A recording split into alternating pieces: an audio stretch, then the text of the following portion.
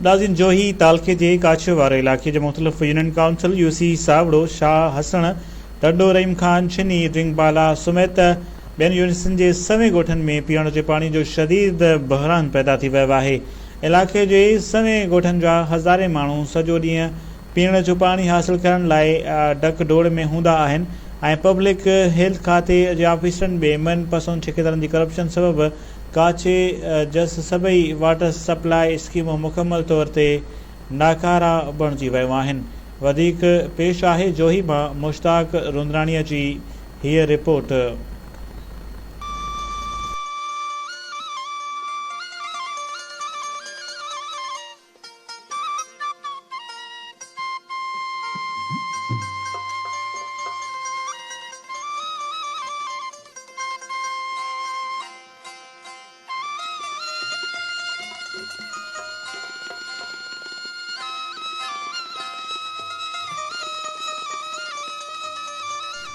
जोही तालके जे पुठिते पिल काछे इलाइक़े जे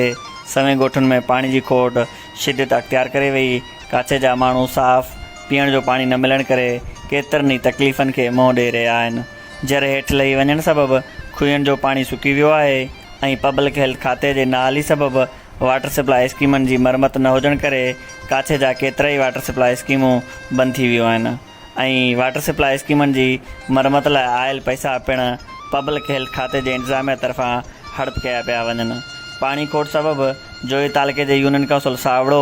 छिनी, टंडो, रहीम खान, ड्रिगबाला, शाह हसण, कमाल खान तोड़े ॿियनि यूसियुनि जे सवें ॻोठ करबला जा मंज़र ॾियण लॻा।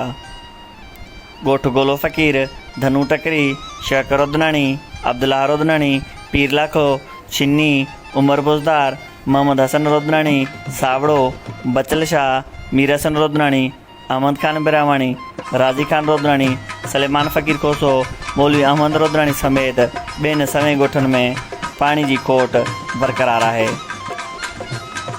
खारो पाणी वापराइण सबबि काछे में मुख़्तलिफ़ बीमारियुनि मुंहुं कढियो, जंहिंमें ॿारहं दस्त, उल्टी, पेट जे सूर समेत केतिरनि बीमारियुनि में वठिजी विया आहिनि ऐं नौजवान नस्ल ज़हरीलो पाणी वापराइण सबबि हेपाटाइटिस, कारी कामण, साई में पिणु मुब्तला थी विया आहिनि। हाणे ज़रूरत हिन ॻाल्हि जी आहे त जोही तालके जे काछे वारे इलाइक़े में नाकारा पियल वाटर सप्लाई स्कीमनि जी मरमत कराए नाकारा मटीरियल इस्तेमालु कंदड़ ठेकेदारनि ख़िलाफ़ क़ानूनी कार्रवाई कई वञे ऐं काछे में नवां आर ओ प्लांट्स लॻाया वञनि ऐं जल्द खां जल्द साफ़ पाणी जी फ़राहमी यकीनी बणायो वञे।